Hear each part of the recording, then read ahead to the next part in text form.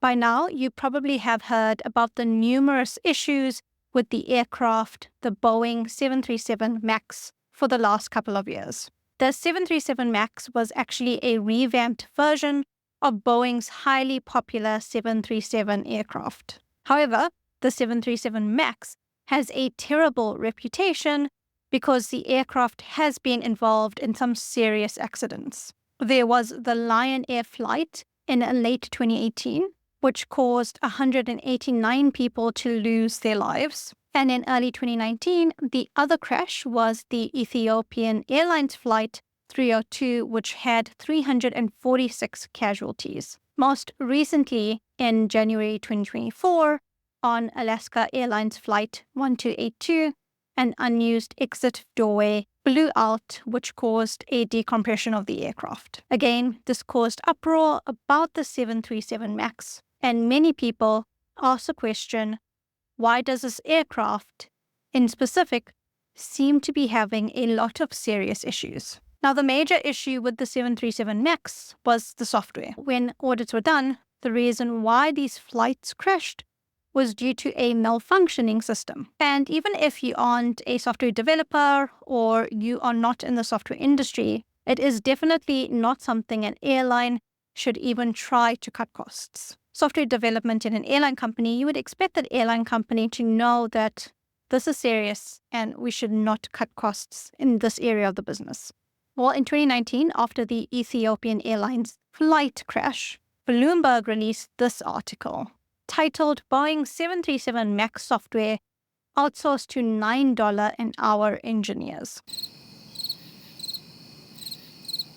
There's two issues here. One is that Boeing is not a small company, so it's interesting that they would do this. And two, outsourcing cheap labor is now a huge issue in the software development world. Big companies are outsourcing cheap software developers, thinking it will cut costs, when in actual fact, it's making things worse. So the software for the 737 MAX was actually developed during a time where Boeing was laying off its experienced engineers and pressing suppliers to cut costs. This article from Bloomberg actually interviewed a previous Boeing software engineer who worked in a group that supported the 737 MAX. And he released some concerning information. Boeing had contracted a company called HCL Technologies to work on the MAX software. HCL Technologies is a multinational IT company which was started in India and has about 200,000 employees. Now, if you ever are in a situation where you need really cheap software developers, the rule of thumb is find a large outsourcing company in a third world country like India. So them contracting a company like HCL Technologies, we know what they wanted to do. They obviously wanted to cut costs. Now, what's interesting is that this article says that they had a look at the resumes of the HCL engineers that were posted on social media, and these engineers at HCL helped develop and test the MAX's flight display software. Unfortunately, Bloomberg doesn't really show the source of this or the screenshots of the resumes, but it is stated quite clearly in the article. This is what the former software engineer at Boeing has said. His name is Mark Rabin. In offices across from Seattle's Boeing field, recent college graduates employed by the Indian software developer HCL Technologies Limited occupied several rows of desks. He goes on to say the coders from HCL were typically designing to specifications set by Boeing. Still, it was controversial because it was far less efficient than Boeing engineers just writing the code. So that's often an issue with hiring contracting companies like that. The engineers don't really have that business context that your local engineers or your internal engineers would have. So Mark continues to say, it took many rounds going back and forth because the code was not done correctly. In the article, it does state that these cheap outsource engineers go for a rate at $9 an hour. Yeah. And I mean, look, I don't mind paying a software engineer $9 an hour to develop a terrible to-do app because I don't care about quality. But surely quality should be a thing that's important when it comes to software and aircraft or any flagship software. I haven't worked in the airline industry, so I may be wrong, but it just doesn't make sense to cheap out on airline software. Like, surely they draw the line there. And at $9 an hour, I'm really not surprised that the code isn't done correctly. It's obviously very cheap, inexperienced labor, even if they are from India. India has quite a low cost of living. So does South Africa. I'm from South Africa. And at $9 an hour, I'm not surprised that the code isn't done correctly the first time. This is done by probably really inexperienced engineers who don't have the correct qualification. And even though they are from India, $9 an hour would never buy you an experienced developer at all. Now, when Boeing was questioned about it, not surprisingly, Boeing is saying that they did not rely on engineers from HCL or others for their MCAS system. So this is the actual system that has been linked to the crashes that happened. So Boeing is denying it. HCL is also denying working on the system. I'm not surprised here because if Boeing admits that they had some cheap outsourcing company work on a system that failed, it's a bad look for Boeing. If HCL says that they worked on a system that failed, it's a bad look for them.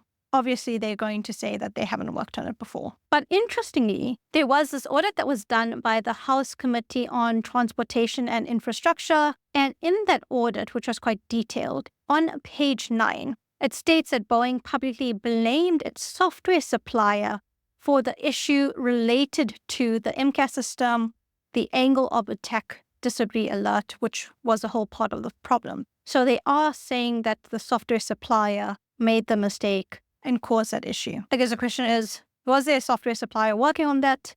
Because it looks like this audit is saying that they were, and they did blame that software supplier for that. It is quite ironic that in pursuit of them cutting costs and obviously making that a top priority, Boeing did make the decision to outsource probably critical software development to these lower cost teams. And probably at the time they thought that this was a smart financial move. But I mean, if you just look at the history of the 737 MAX, it's just an important reminder of how even outsourcing cheap labor can have consequences like that. Lives were lost. It's probably the worst case scenario for any company. Did Boeing actually make a good financial decision in the long term? No. Currently, they're not in a good place. Their stock is plummeting. Reputation has been lost. Just a terrible decision from them. But that's just Boeing. And I think the question is, it's just one company. Are there others taking advantage and thinking that outsourcing cheap labor can actually be beneficial? Yes, there are others. So it does seem that more and more tech companies are laying off their local workforce and again outsourcing.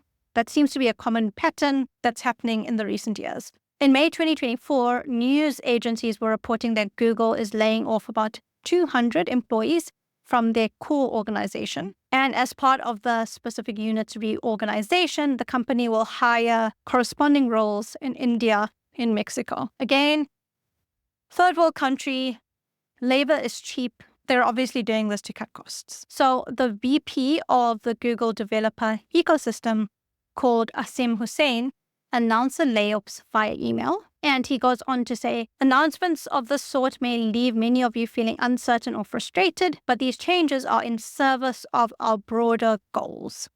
So this is probably something that Google is looking to do across the board and to lay off quite a lot more of their internal or local employees to fit their broader goals. Imagine if you're an employee reading this. I wouldn't care about Google's broader goals if I'm about to get retrenched or fired. I'm not going to say, oh no, I may not have a job, but it's okay because it's part of Google's broader goals. I always feel like these upper level leadership/management employees for these big tech companies are so out of touch. It's not right looking at it on a more personal perspective. So Google is an American company. And when it was starting up, when it was growing, it relied on American developers, going through the American education system, using American technology, using the American ecosystem and the reputation for Google to become what it has become. And it's really not great when it turns its back on its own local developers and decides to just start outsourcing. That's not a good look. Unfortunately, it does seem like this is the current trend in big tech. A lot of big tech companies are planning to lay off their workers and outsourcing. Intel, interestingly, is another one where they are laying off staff and looking to outsource, which is sad coming from Intel, especially because they used to be quite strong-headed about keeping everything local. And yes, maybe there is a benefit of outsourcing. You are cutting costs, but are you really in the long term? Because there are many examples where the quality you're getting is horrendous. So this was a thread on Reddit, and it's titled, "Why is the quality of outsourced offshore development work so dreadful?" And here someone detailed their experience on working with a large development company that their company has outsourced. The OP said that the dev firm had 5 teams plus a management layer of architects and project managers. Each dev team had 4 developers and 2 QAs or testers. However, when asked to design a simple homepage, there were a lot of issues, from not meeting the brief to various aspects not working. And just working on one feature, they had to go through 9 cycles of offshore dev and QA just for one feature. And here, OP, I think, is just wondering, this company that they outsourced had quite a proper structure in terms of team layout. However, somehow they just got everything wrong. So someone in the comments actually brought up a good point. They said, there's world-class talent all over the world. The problem is that Western-based companies think that they get them for pennies. Top-tier offshore developers aren't going to work for $3 an hour. They're either immigrating to other countries to get top wages, or they're working at unicorn startups within their countries that likely pay comparable amounts to Western countries. Which is true. If I look at South African salaries of experienced developers, they're pretty close to salaries from the Western countries. The demand is still there. The other issue is that when big companies outsource, they go for huge IT consulting firms, which just churns out developers.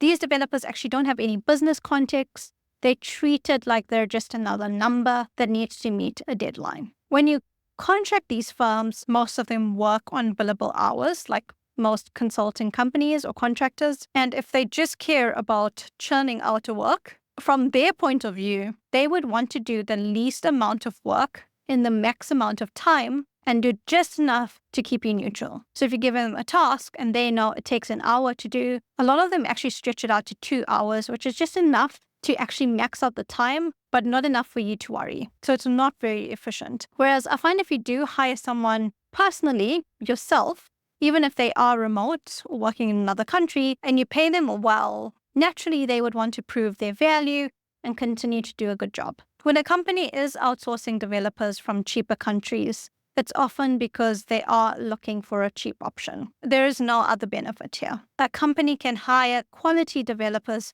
who are experienced from India, from the Philippines, from Africa, but experienced developers from any country is not cheap. And I think that's just the crux of it. Cheap labor will cut costs in the short term, but cheap labor comes at its own costs. And if companies are doing this, it's only a matter of time until it comes back to bite them.